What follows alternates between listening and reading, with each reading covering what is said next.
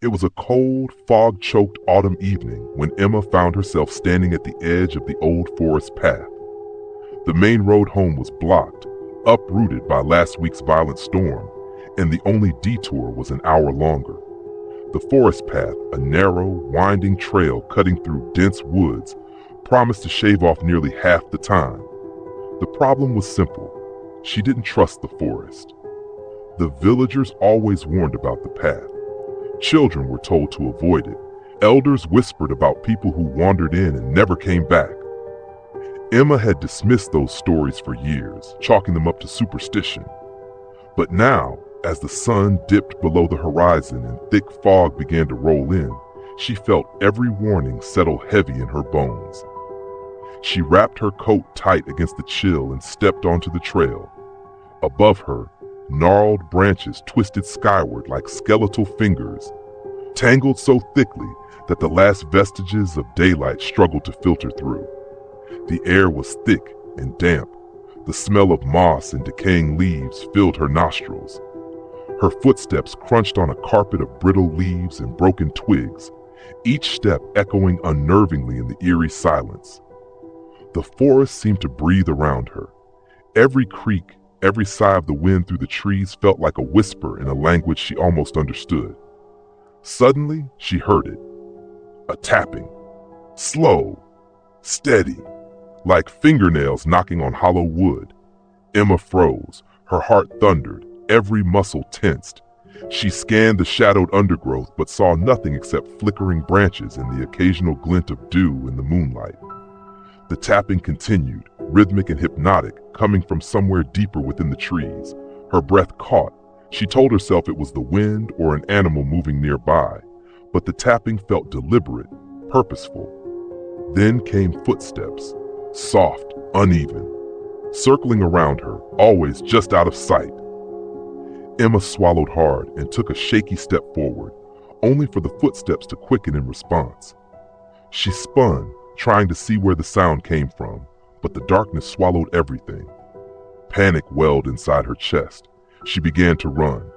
Branches lashed at her face and arms, roots snagged her boots, and the twisting path seemed to shift beneath her feet, as if the forest itself was trying to trap her. The tapping grew louder, echoing around her like a chorus of hollow knocks. Then she stumbled into a small clearing.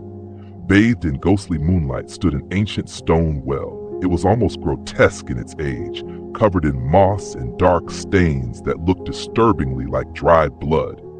The air grew colder. The tapping stopped. Emma approached cautiously, every instinct screaming for her to turn back. She peered into the well's black maw and thought she saw movement, a flicker, a shadow, far below. Then, a voice, low and coaxing. "Come closer. I can help you." It was soft, silky, and carried a promise that tugged at her heart. Against all reason, Emma leaned over the edge. Suddenly, icy hands shot out from the darkness, gripping her wrists like iron clamps. She screamed, struggling desperately, but the hands pulled her downward, deeper into an endless blackness that swallowed her whole. When Emma woke, she was lying on the forest floor at dawn's first light. The cold bit into her skin and the well was gone, as if it had never existed. The path was clear and the morning birds sang innocently. But Emma was not the same. A faint tapping echoed in the corners of her mind. Whispered voices came to her in dreams, names, places, things she couldn't explain. Her reflection in the mirror was hollow-eyed, haunted. She tried to bury the memories, but the forest's grasp was not so easily broken. Seeking answers, Emma visited the village's oldest resident, Mrs. Calvert, known for her knowledge of local lore. Mrs. Calvert's eyes darkened when Emma told her story. "The forest isn't just trees and shadows," she said. "It's a prison.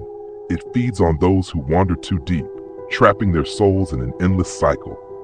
She leaned closer. "The well you saw was no ordinary well. It's a gateway, a door to a place where time and space twist and trap."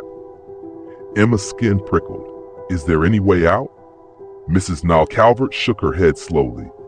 "Few escape once the forest marks you, but some say the tapping, it's the forest's heartbeat.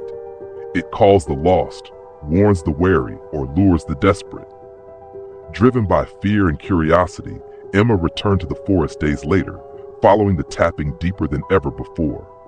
The trees here were ancient and blackened, their roots like twisted serpents beneath the earth. In a vast clearing, she found a giant tree with a carved door hidden among its roots, inscribed with the same strange symbols from the oak near the village. The door creaked open, revealing a glowing chamber. Inside stood a mirror, framed with writhing branches, alive with subtle movement.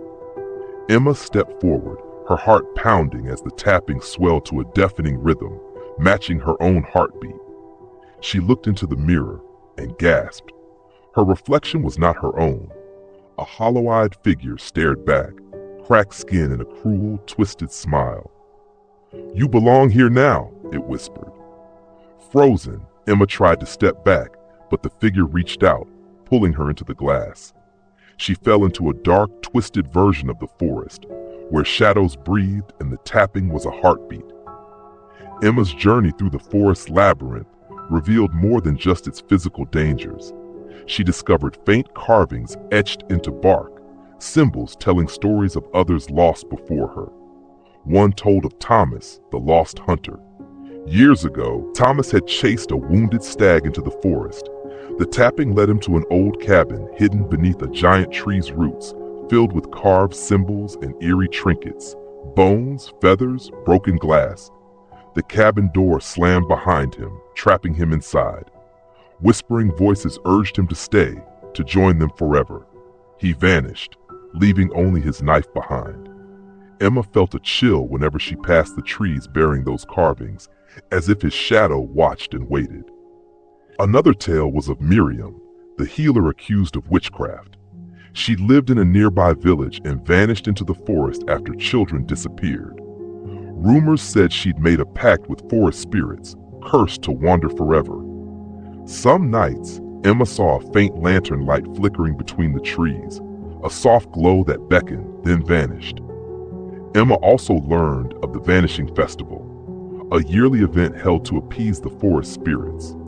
One year, children disappeared during the festival, swallowed by the forest without a trace. Since then, the festival had grown somber, a reminder of the forest's cruel price.